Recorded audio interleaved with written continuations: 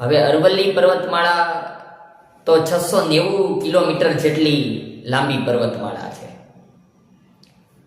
તેમાં 1 લાખ ટેકરીઓ નાની મોટી આવેલી છે.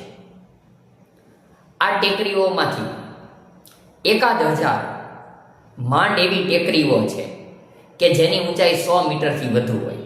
બાકીની ટેકરીઓ 50 મીટર, 70 મીટર, 90 મીટર, કેટલીક ટેકરીઓ તો 20 મીટર ઊંચી હોય છે. એટલે 100 મીટરથી ઊંચી જે ટેકરીઓ છે એવી માત્ર 1000 ગણીએ તો 1 લાખમાંથી 1000 ટેકરીઓ સિવાયનો આખો અરવલ્લી પર્વતમાળાનો વિસ્તાર છે. ત્યાં હવે બાંધકામની છૂટ મળી શકે છે. તેના ઉપર ખનનના જે પ્રતિબંધો હતા એ બધું હળવું થઈ શકે છે.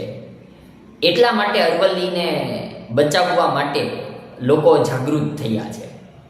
કારણ કે એ સિવાયની જે ટેકરીઓ છે ત્યાં બધે ખનન શરૂ થઈ જાય, બાંધકામ શરૂ થઈ જાય.